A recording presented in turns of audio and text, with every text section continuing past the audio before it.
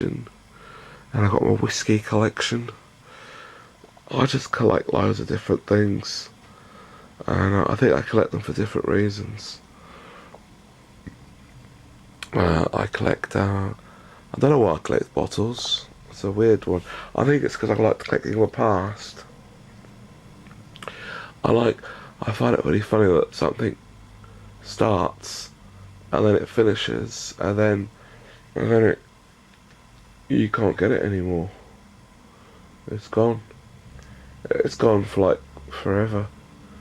Like a packaging or a certain type of bottling or something like that, and then it just like it's changed, and then they've stopped doing it, and then it's like, oh, that's different. That's not the same anymore. Everything's changing, and with fireworks, I think fireworks are great. I love them. I love watching them blowing up and everything. And I love them lighting up the sky, and I think they're great like that. But I think also they're quite, in some ways, it's quite sad because they live really short life, and then they kind of just go boom, and then they die, and that's kind of it. It's like a short, glorious life. And some things, though, I like. I mean, I've got some more bigger rockets in my wardrobe, which I love. Love rockets, they're my best. And then some things like whiskey, they just go on and on and on. It never. I do forest school stuff as well. I've got a lot in here, and then I just have to collect loads of it. And of course, all this along here, I keep loads of presents and gifts, which I kind of buy, when I see them, going really well on special offer or something. And then I think, right, I'll buy them up now, and then when it's time to give presents, I love giving people presents. So I've got this whole box down here full of presents.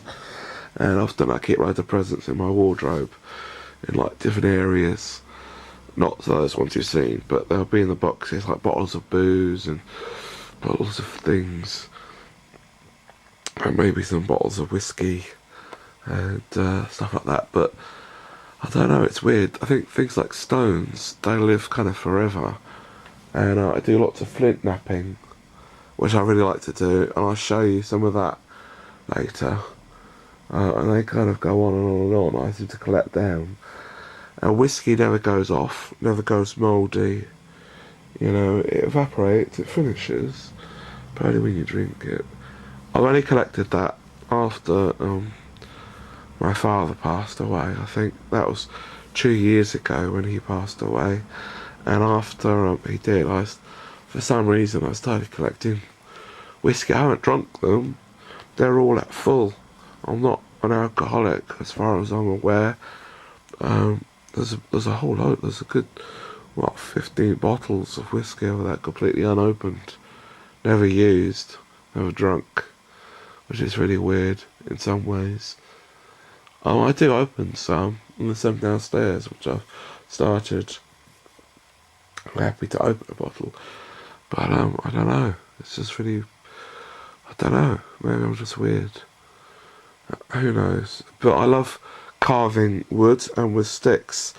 It's really great because it starts off so raw, and I see it in a raw state, and then when I work on it, I transform it. I see kind of the beauty in it before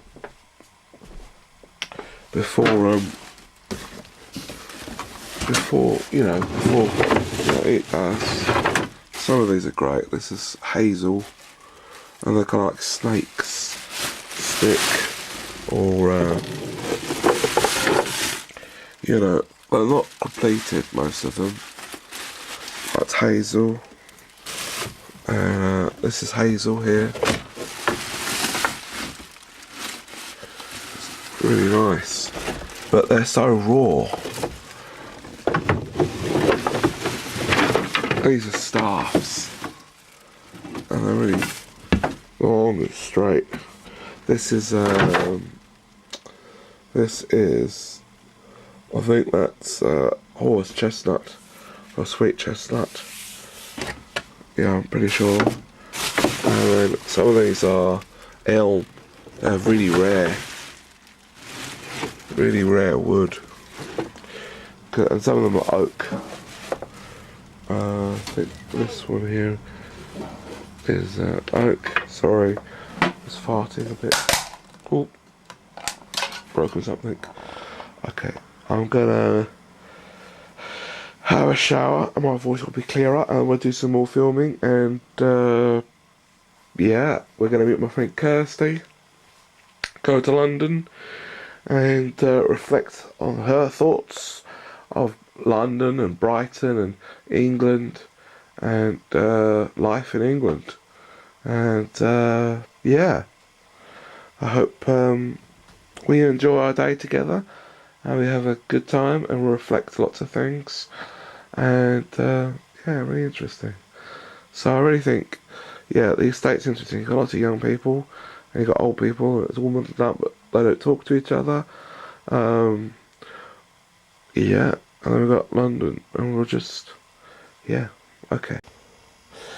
Okay, so I've had a shower. I think you can hear me a bit better. And yeah, just getting ready to go out. There I am. I've got my Mr. T t-shirt on. I love Mr. T. Brilliant. Such a man of wisdom. Like, look after your head. That's where all the happy thoughts are kept. And crazy fools.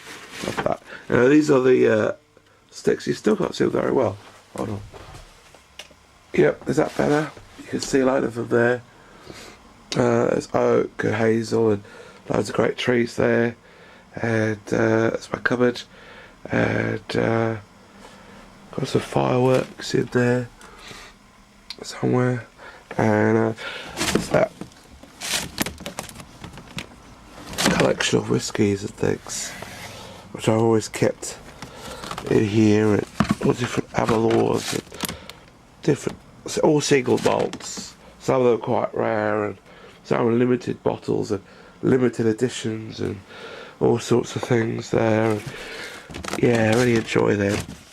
I haven't drunk any of them, but Aberlour and Aberlour Natural and Lefroy and Dalwhinnie and Balvent, Doublewood, a Signature, and the Highland Park, and loads of them.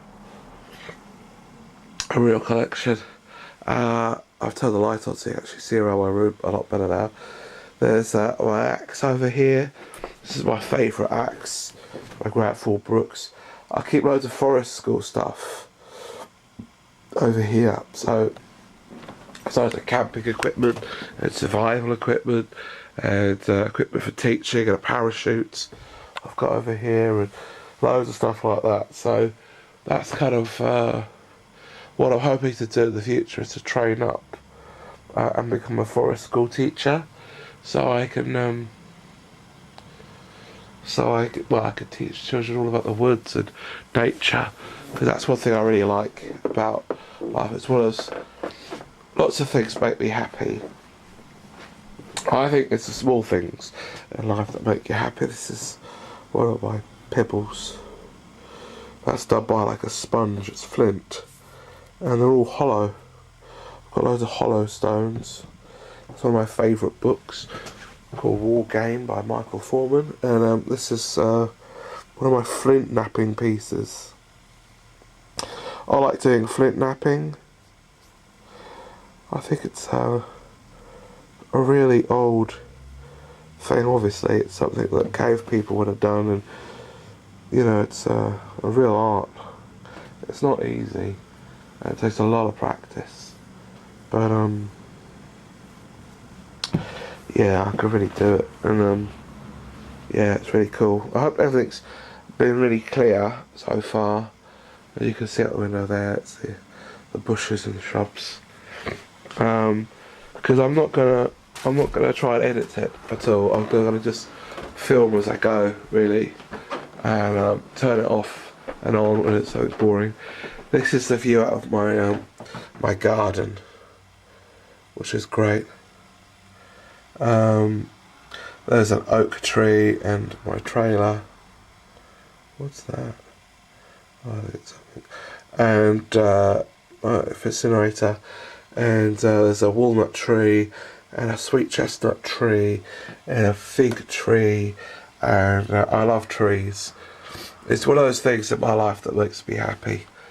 Again, as I said, it's lots of small things in life.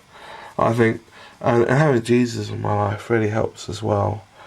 You know, it's just kind of knowing a love in my life and a grace that never sort of stops or ends or finishes, or, you know, I can really just, like a fountain, it just keeps going and keeps living in me, and it's just wonderful. And as you can see, it's autumn at the moment, so there's lots of leaves. I'll take you for a spin in the garden later. That's my my trailer. It was when my dad was alive. We used to use it a lot, but it was all rotting.